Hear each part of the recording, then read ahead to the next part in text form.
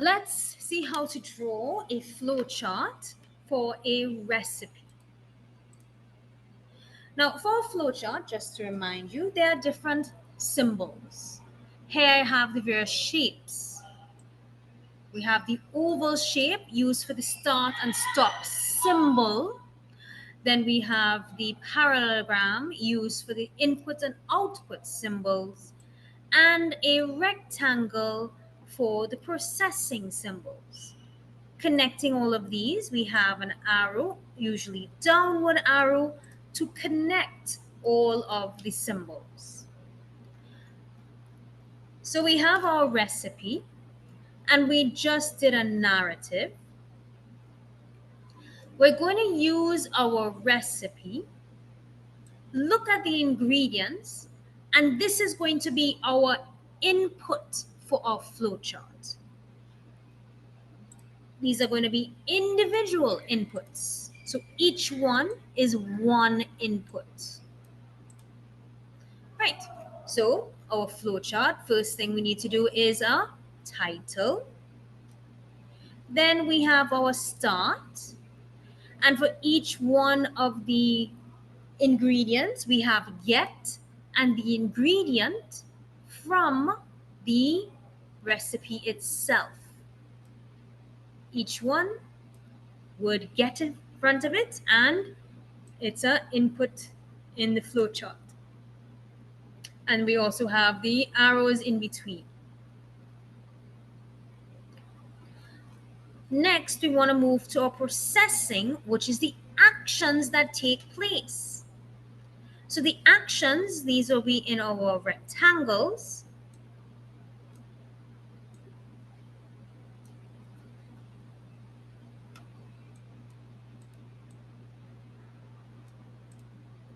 Just moving things around a little bit. Right. Our actions are in our rectangles, which we take from our narrative. Our narrative gives us precise, not ambiguous instructions. So our first set of numbered steps in a narrative would be our processing. So each one is a different processing. And that's what I have here, showing my processing with the arrows in between. And finally, just like we have a narrative, our last one in the narrative is saying what is the result. So the result for us are the pancakes. So in a flowchart, the result is shown as a output. So we have our parallelogram here with pancakes because that's the result. Arrows in between, and the final thing, of course, is to stop in an oval. And that's how you do a flowchart for a recipe. So let me show you the whole thing. So we have flowchart, start, inputs, which are our ingredients taken from the recipe. We have our processing, which are actions done to make the item. This is shown in our narrative, or we take it from our narrative. And finally, our output is the result of the whole flowchart, which is the item, which is pancakes in this case. And then we stop with arrows in between. And you would notice, because my flowchart is over 3 pages long, I have this little circle here, one at the end, and then one at the beginning of the next page. So that shows a connection there. Those my flowcharts, even though on different pages, are connected.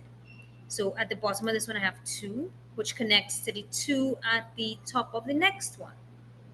Again, connecting my flowcharts. And this is how you draw a complete flowchart.